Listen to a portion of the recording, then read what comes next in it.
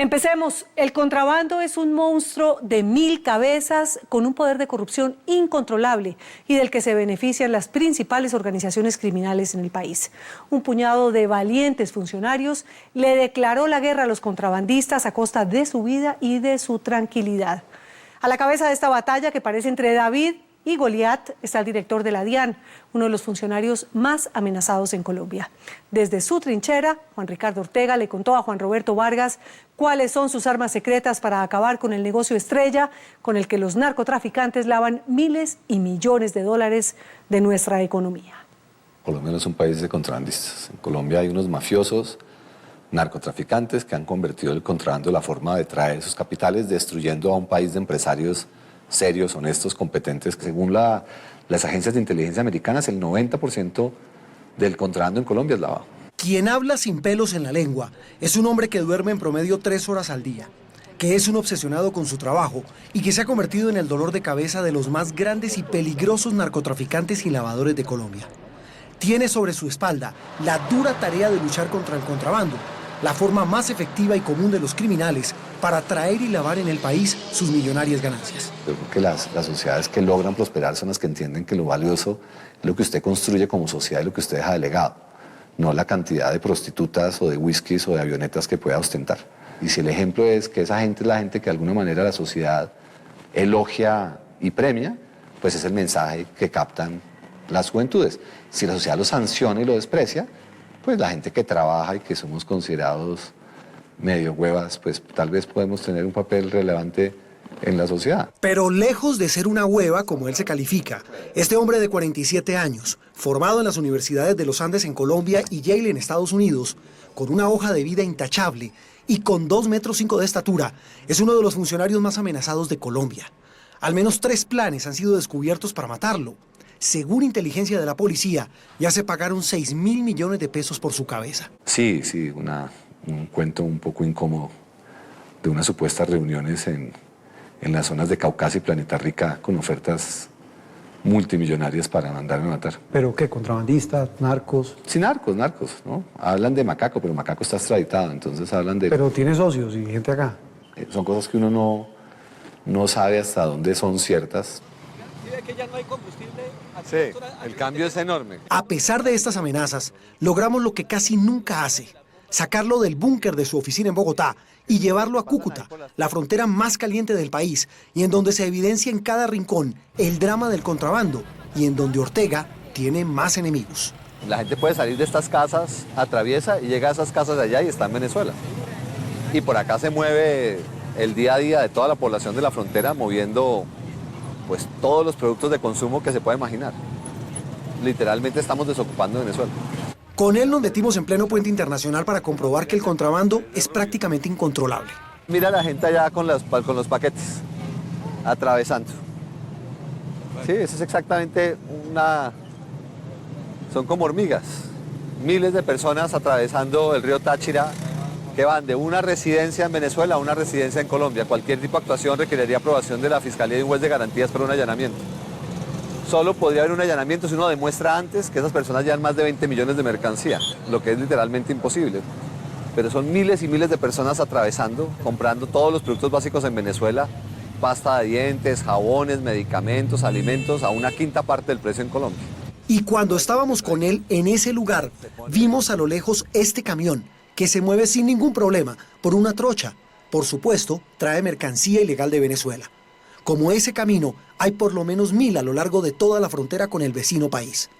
Por esas trochas entra de todo: leche, arroz, huevos, pescado y carne, todo de manera ilegal. Acá hay 300 reses, que aquí ya se están fileteando, de ganado que está entrando de contrabando desde Venezuela.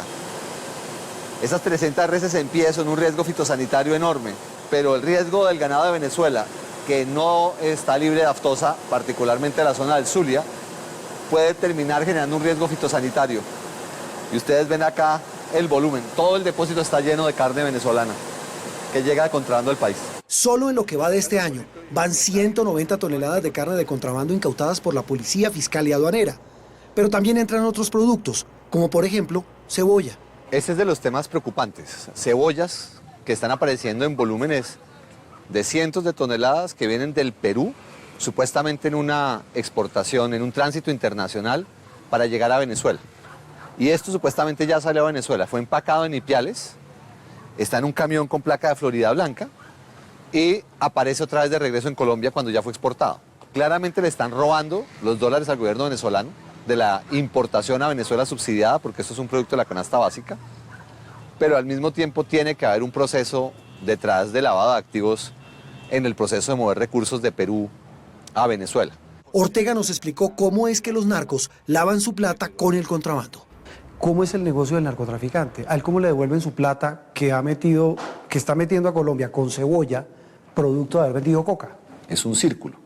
Sacan coca del Catatumbo, la ponen en Europa o la ponen en Estados Unidos, les llegan unos dólares que son un encarte, entonces tienen que hacer varias cosas con esos dólares, o a Panamá, o a Venezuela, o a Ecuador, que son países que les fascinan los dólares, y los convierten en mercancías.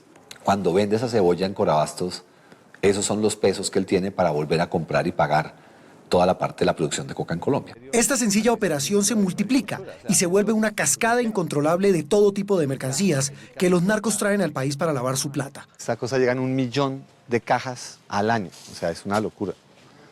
1 millón de cajas que se mueven por todo el territorio y que todavía hay gente que dice de manera supuestamente jocosa que sabe más bueno si no estás tan pillado. Sí, hay mucho paso, claro. Para enfrentar a semejantes mafias, Juan Ricardo Ortega ha tenido que rodearse de gente incorruptible y sin miedo, como el general Gustavo Moreno, que dirige la Policía Fiscal, y del capitán de navío Jorge Castillo, a quien le han hecho 4 atentados desde que asumió la dirección de la DIAN en Barranquilla, uno de los puertos de mayor movimiento y donde se detecta la mayor cantidad de casos de corrupción por contrabando. Nosotros buscamos el zapato chino, está viniendo desbaratado y aquí lo arman. En otro meten la plantilla, en otro meten la parte de arriba. Entonces traen todo chino, lo fabrican acá y resulta siendo un zapato chino nacido en Colombia. Precisamente en Barranquilla nos metimos en las bodegas de la DIAN, todas repletas de contrabando incautado. Hay cargamentos gigantescos de harina de trigo, de arroz, filas de camiones con acero, miles de cajas de whisky, cigarrillos por montones, cientos de miles de pares de zapatos provenientes de China, maquinaria pesada, mototaxis, camas usadas de hospital, carros, motos, todo, absolutamente todo de contrabando. Si lo vemos en términos de plata y blanco y negro, doctor Ortega, en promedio en un año, si uno lo ve mal contado, estarían entrando de esa manera unos 6.000 millones de dólares a la economía colombiana. Por poquito. Ese es el estimado austero. Sí. Hay estimados más agresivos. En la época de Pablo Escobar hablaban de exportaciones de coca que llegaban a las 800 toneladas. Entonces, nadie tiene una cifra. Yo les pongo el rango optimista. El rango pesimista lo puede llevar a usted a 10.000 millones de dólares al año sin problema. 10.000 millones de dólares. Sí, 20 billones de pesos. Sí, es que 20 billones de pesos en Colombia es una cifra enorme para el Estado colombiano. Toda nuestra fuerza pública, la capacidad nuestra de garantizar seguridad y orden es aproximadamente 28 billones al año. Nuestro sistema educativo es un poquito por encima de los 20 billones al año. Bogotá, toda la administración de Bogotá le vale 10 billones al año. Pero si decomisar esta mercancía es toda una odisea, mantenerla guardada es un encarte. Solo se puede vender si hay un proceso judicial de por medio. Esto se le entrega a los precederos, a la policía o al ejército. Otros productos se les donan al ICBF y a entidades públicas como Defensa Civil o para los desastres naturales. Y estas cosas así gigantes se trata de vender en procesos con CISA, en subastas, ¿no? Lo que es para chatarra como chatarra y lo otro pues se trata de vender en bloque y tenemos ahí más o menos de esperar unos 50.000, 60.000 millones de pesos para tratar de cubrir el pago del almacenamiento. El almacenamiento solo y manejo de la mercancía nos vale 45.000, 50.000 millones de pesos al año. El otro contrabando que es un gran dolor de cabeza es el de la gasolina. A pesar de los controles en Guajira, norte de Santander, Cesar, Arauca y Bichada, el negocio proveniente de Venezuela es inagotable e incontrolable. En pesos colombianos el equivalente, ¿cuánto vale un galón en Venezuela y cuánto pueden venderlo aquí en Colombia? Eso es de contrabando. Si no me falla la memoria, el litro está en un bolívar, y un bolívar está a 30 pesos. Entonces el galón mal contado estaría en unos 150, 200 pesos el galón. ¿Sí? El galón. Sí, entonces para usted volverlo el que vale aquí 8.000. El que vale en Bogotá 8.500. 500, el de gasolina corriente. Sí, entonces usted tiene que multiplicarlo por 44 para llegar a un precio parecido.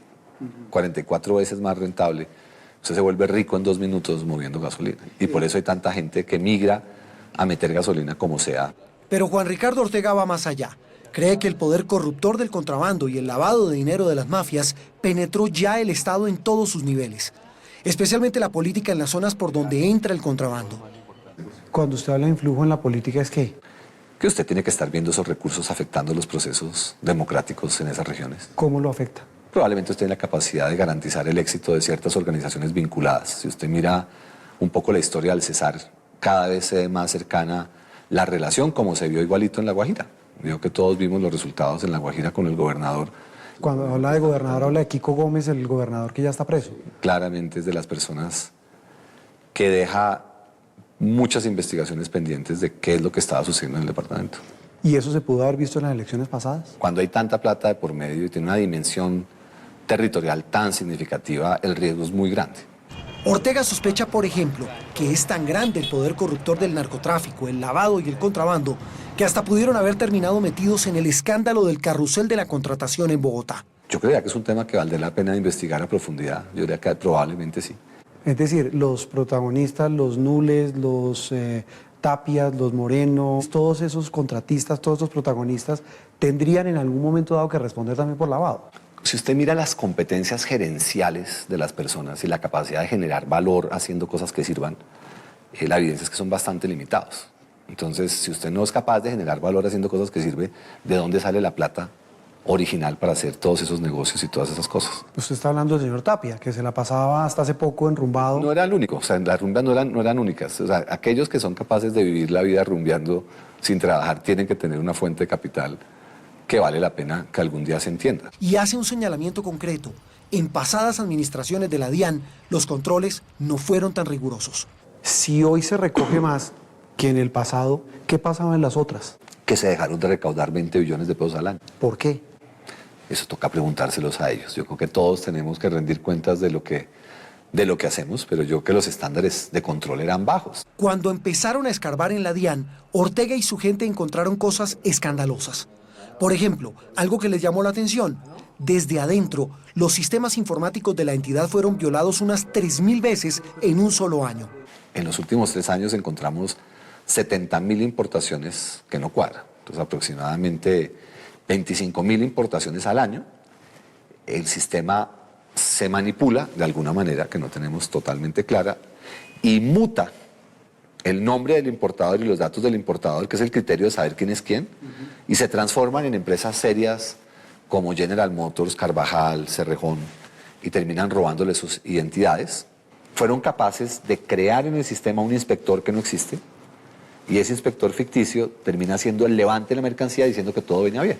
Y yo, como un tarado en la oficina, veía qué maravilla, ya inspeccionaron el contenedor, pero bueno, no encontraron nada. En esa olla podrida de hallazgos insólitos, apareció uno que hasta ahora es la tapa de las irregularidades. Las agencias de aduana tienen que tener mínimo 1.500 millones de capital.